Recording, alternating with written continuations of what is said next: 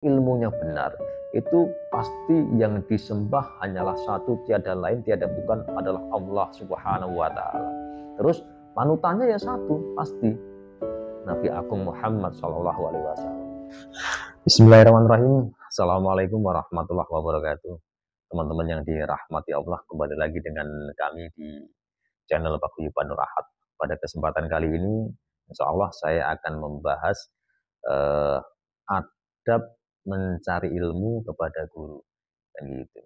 Kadang-kadang banyak orang yang belajarnya di guru yang sama, namun mendapatkan sesuatu hal yang berbeda atau tingkat keilmuannya berbeda. Tentunya kan itu ada sesuatu hal yang cara menyikapinya berbeda, akhirnya menghasilkan hasil juga yang berbeda. Seperti itu. Mungkin sebelum kita masuk ke pembahasan, seperti biasa jangan lupa subscribe, like, komen, dan share. Oke, baik, terima kasih. Kita masuk ke pembahasan.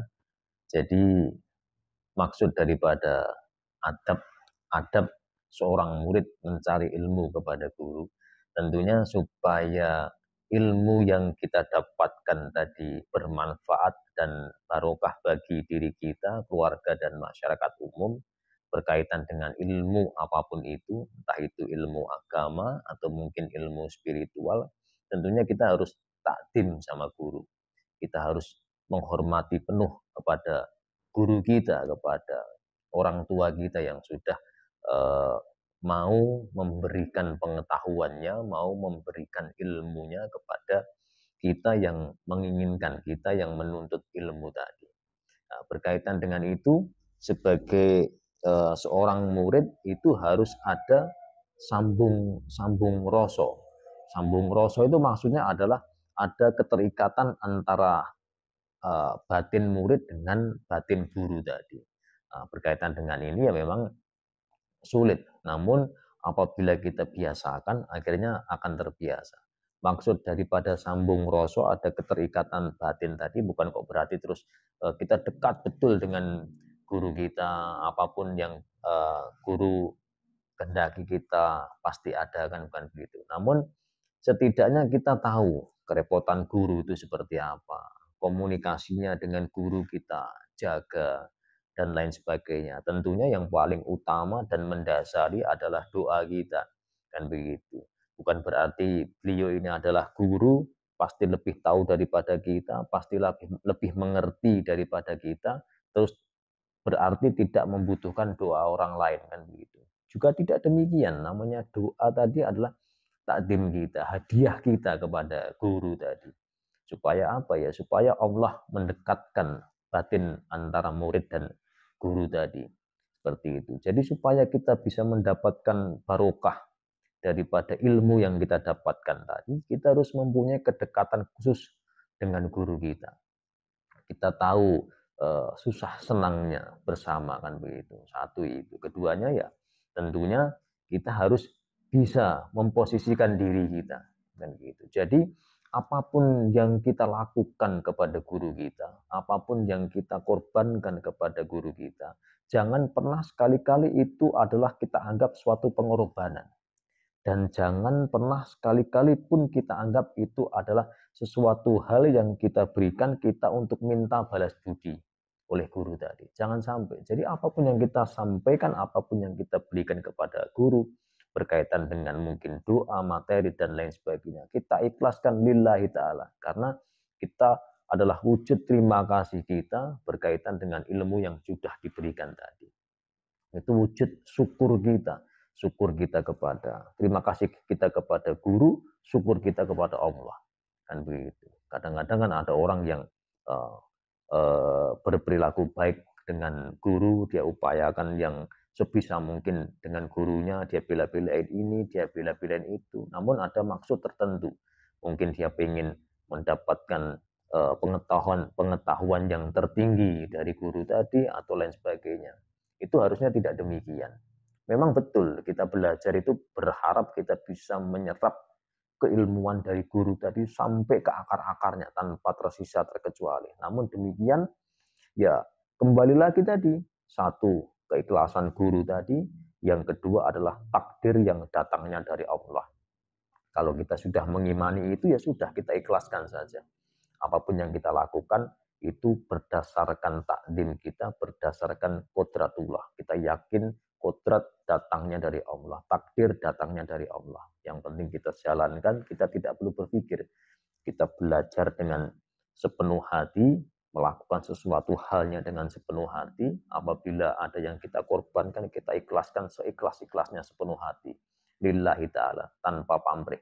Seperti itu. Supaya apa? Supaya menjadikan ilmu yang kita dapatkan tadi ilmu yang baik, ilmu yang bermanfaat dan tidak mudah hilang, menjadi manfaat bagi diri kita sendiri, diri kita pribadi, keluarga kita, masyarakat umum secara khususnya secara umumnya, seperti itu.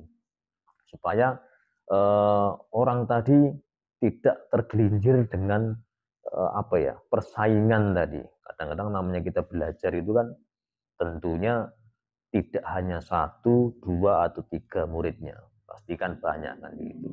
Jadi jangan pernah dengan pengorbanan kita berharap kita dispesialkan oleh guru. Oh, biar saya berkorban, biar saya dispesialkan oleh guru, biar saya dianggap lebih oleh guru. Jangan demikian. Itu nanti akan mengotori ilmu yang kita dapatkan. Yang lebih baik adalah ya kita lakukan sepenuh hati dan kita ikhlaskan sepenuh hati tanpa mengharapkan sesuatu hal. Berkaitan dengan belajar tadi yaitu ketentuan yang lain. Maksudnya ketentuan yang lain adalah itu berkaitan dengan kemampuan kita sendiri kan gitu. Dan berkaitan dengan takdir yang sudah ditetapkan Allah oleh kita tadi. Seperti itu. Jadi tolong dipahami, mungkin tidak terlalu banyak yang saya sampaikan berkaitan dengan keilmuan tadi, berkaitan dengan belajar kita, supaya mendapatkan hasil yang baik, supaya mendapatkan nilai yang positif, kurang lebih seperti itu. Mungkin berkaitan dengan itu, dari saya itu mungkin ada pertanyaan? Ini Mas ada yang mau aku tanyain. Ini ada teman aku itu belajar ke gurunya. Cuman belajarnya itu ilmu yang kurang baik lah, maksudnya ilmu hitam. Itu dia takdim banget sama gurunya. Menurut Saban itu gimana Mas? Dan yang baik itu ilmu yang seperti apa? Terima kasih. Oke ya. Jadi kalau orang tadi belajar keilmuan di sini yang berkaitan sesuai dengan pertanyaannya berarti kan keilmuan spiritual kan begitu.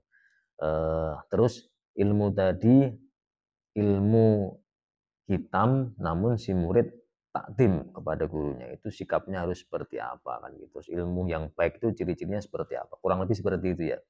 Oke, jadi begini ya, tentunya saat kita mau belajar ilmu, itu ibaratnya kita menentukan fakultas mana yang akan kita tempuh setelah kita lulus sekolah. Kan gitu. Jadi kita harus betul-betul pelajari, kita harus tahu dulu baik buruknya. Kan gitu.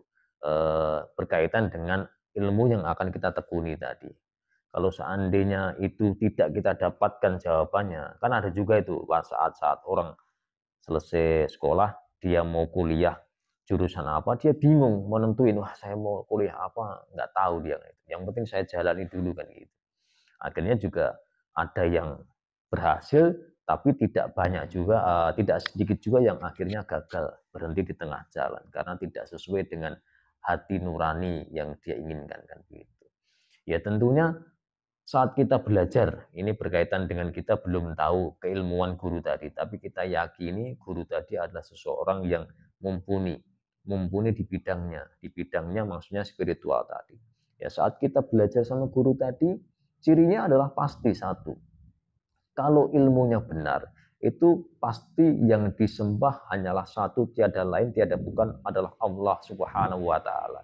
Terus panutannya ya satu, pasti Nabi Agung Muhammad Shallallahu alaihi wasallam. Itu saja patokannya itu. Jadi tidak lepas dari itu. Tentunya berkaitan dengan itu karena kiblat kita adalah Rasulullah, menuju ke Allah, ya tentunya dengan sunah-sunah dan ketetapan yang lainnya, tidak melenceng dari itu. Jadi tidak melakukan perbuatan yang keji, tidak melakukan perbuatan yang keliru, tidak main gendam, tidak main santet, tidak main melukai orang dan lain sebagainya. Lebih mengajarkan kebajikan daripada keburukan. Bahkan kalau seandainya ada yang berperilaku buruk terhadap kita berkaitan dengan ilmu spiritual tadi, dianjurkan untuk dibiarkan.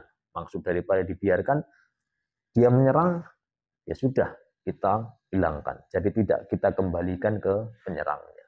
Seperti itu. Mungkin seperti itu. Tapi kalau gurunya itu awalnya mengenalkan ketauhidan, terus mengenalkan perilaku-perilaku baik, cuman kejadian prakteknya itu malah nyuruhnya ambil kodam, suruh nyantet dan itu sebagainya, itu gimana Mas? Ya, jadi seperti yang di awal tadi saya sampaikan, saat kita belajar seperti halnya kita menentukan fakultas tadi.